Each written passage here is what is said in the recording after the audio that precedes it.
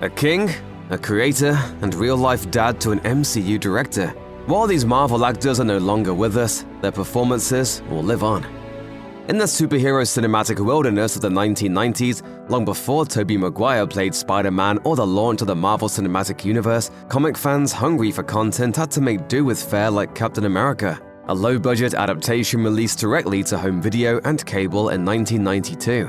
Little-known up-and-comer Matt Salinger, son of acclaimed and reclusive author J.D. Salinger, played Steve Rogers, and the best-known actor in the film was arguably Darren McGavin, who portrayed World War II-era military authority figure General Fleming. I want to live on a clean planet just as much as the next fella. You just simply can't expect us to cut back on our solid waste. The familiar face character actor had worked in mainstream movies and television since the 1950s, when he starred in the shows Mickey Spillane's Mike Hammer and Riverboat.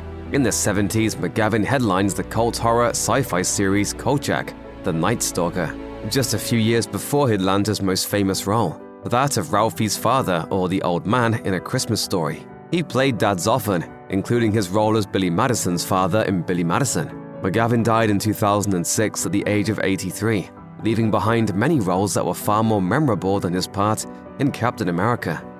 Chadwick Boseman had a promising start in Hollywood prior to joining the Marvel Cinematic Universe. He first rose to prominence portraying baseball player Jackie Robinson in the biopic 42, which he followed up with performances as other historical figures like James Brown and Thurgood Marshall in their respective biopics. His biggest break, however, came when he debuted in Captain America: Civil War as T'Challa, the young king of Wakanda who adopts the superhero mantle of Black Panther.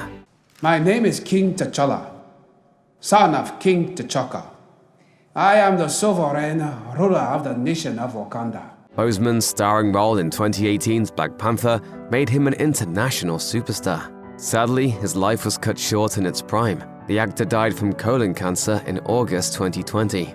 His role in the 2020 August Wilson adaptation, Ma Rainey's Black Bottom, earned him posthumous nominations at the Screen Actors Guild Awards, the Golden Globes, and the Academy Awards in 2021. As for his role in the Marvel Universe, the decision was made to not recast the actor in the role of T'Challa, with Black Panther director Ryan Coogler instead incorporating the loss of the character into the next film.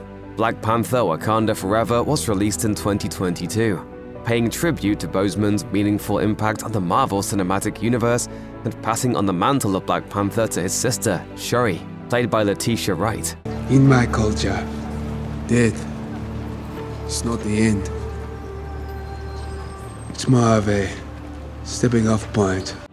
Many fandoms were devastated when Annie Wersching died in January 2023. The actor was widely known for her roles in shows like 24 and Timeless, as well as supporting roles in Castle, The Vampire Diaries, and The Rookie. Wersching also notably performed motion capture and voice acting for the iconic 2013 video game The Last of Us as Tess, a smuggler who's partnered with Joel at the start of the game. You have to run. You want us to just leave you here? Yes. There is no way that— I will not turn into one of those things. Wersching also appears as part of the main cast in Marvel's Runaways, a Hulu series that premiered in 2017, running for a total of 3 seasons. Wersching portrayed Leslie Dean, a religious leader and mother to Virginia Gardner's Carolina Dean.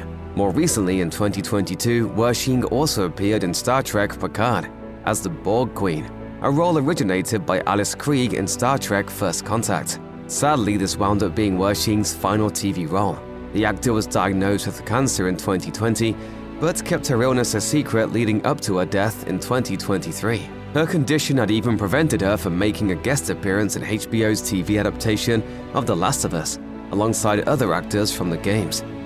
Ray Stevenson was no stranger to the Marvel Universe when he joined the cast of 2011's Thor, having previously appeared as Frank Castle, also known as The Punisher, in the 2008 film Punisher: Warzone. Over the years, Stevenson was also notable for appearances in films like Kill the Irishman and RRR, as well as television series like Dexter, Black Sails, and Star Wars Rebels. whatever's about to happen, there's no stopping it now. However, in 2011, he made his Marvel Cinematic Universe debut as Volstagg, an Asgardian warrior who helps rescue Thor from Earth after his banishment by Odin. Stevenson reprised her role in Thor: The Dark World, where Volstagg fights alongside Thor against the Dark Elves, and Thor: Ragnarok, where he's killed by Hela during her conquest of Asgard at the beginning of the film. Unfortunately, Thor Ragnarok ended up being Stevenson's last appearance in the Marvel Cinematic Universe. The actor died in May 2023 after a sudden hospitalization while filming in Italy. For fans of the actor's work, he made a posthumous appearance in the Disney Plus Star Wars series Ahsoka.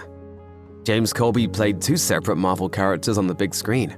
The first was a police officer in 2014's The Amazing Spider-Man 2, but he had a more significant role in Jessica Jones, albeit only appearing in one episode of the series. His lack of presence in the show is mainly due to the fact that he played Jessica's father, Brian Jones, who dies in a car accident prior to the events of the show.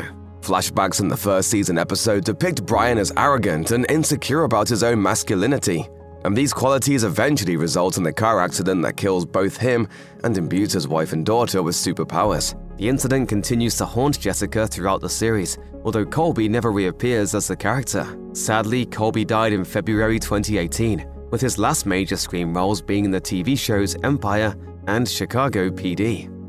Michael Lerner died in April of 2023 at 81 years old, sparking an outpouring of love from folks across the entertainment industry. Lerner was nominated for Best Supporting Actor at the 1992 Academy Awards for playing Jack Lipnick in Barton Fink. Additionally, Lerner played a significant role in the 2003 holiday movie Elf as Mr. Greenway, the demanding boss of James Caan's Walter Hobbs.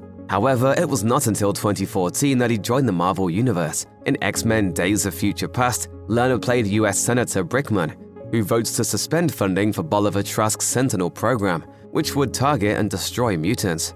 Sadly, the role ended up being one of Lerner's last. He only appeared in a handful of other films after X-Men Days of Future Past, like Ashby in 2015 and the 2019 Netflix mockumentary Frankenstein's Monster's Monster, Frankenstein. He may have been your father, boy, but he wasn't your daddy. There are two Marvel Cinematic Universe actors who appear in 2017's Guardians of the Galaxy Volume 2 who aren't professionals, but they do have a strong connection to the Marvel Universe. Their names are Jim Gunn Sr.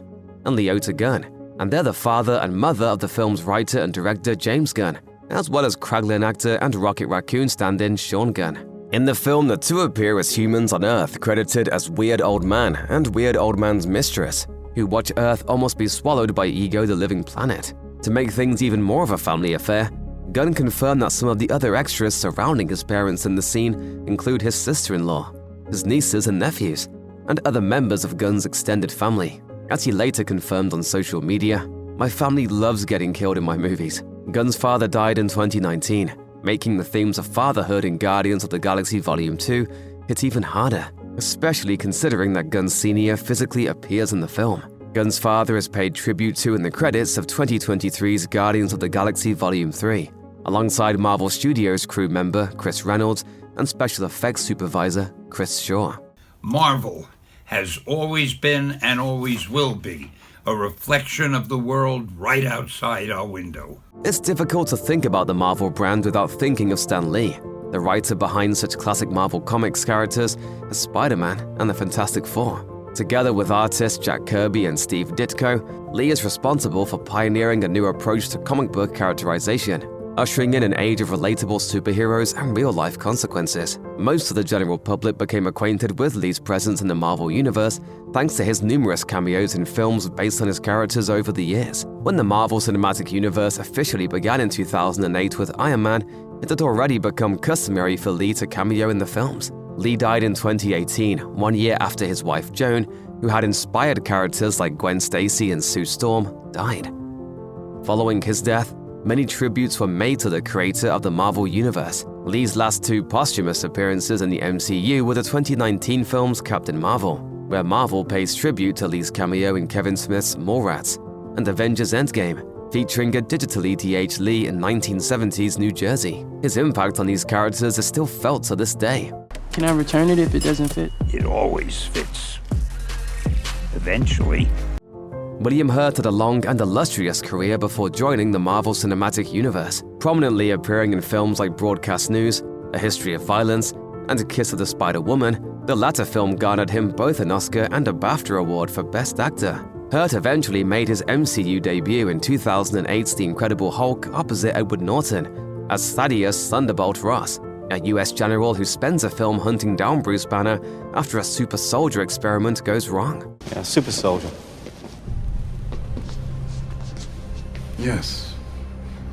No oversimplification, but yes. Hurt reprised his role as Ross, usually in an antagonistic role in later MCU films, like Captain America: Civil War and Avengers: Infinity War. Meanwhile, Hurt was diagnosed with terminal prostate cancer in 2018, though he still made one final appearance as Thunderbolt Ross in 2021's Black Widow. His final theatrical role in general was an appearance in The King's Daughter, which was released in January 2022 despite being filmed in 2014. It remained unreleased for 8 years due to a dispute over its distribution. The actor died in 2022 due to complications from his disease. Unlike Boseman, however, Marvel decided to recast the role of Thunderbolt Ross for future Marvel Cinematic Universe films. The legendary Harrison Ford signed on to fill Hurt's shoes in the upcoming Phase 5 films Captain America: Brave New World and Thunderbolts. Lucy Gordon was an up-and-comer in Hollywood at the time she was cast in Sam Raimi's Spider-Man 3 as Jennifer Dugan. The news reporter covers Sandman and Venom's attack on New York City and subsequent battle against Spider-Man and Harry Osborn. Before that, she appeared in a number of other films. She had a role alongside Heath Ledger in The Four Feathers, played Caroline Mitchell in the 2001 romantic comedy Serendipity, and even modeled for CoverGirl in the late 1990s. She died by suicide in 2009 before the release of her final film, Gainsborough: A Heroic Life, in 2010, in which Gordon portrays British celebrity Jane Birkin, the partner of the titular singer-songwriter. Gordon was only a few days short of her 29th birthday at the time of her death.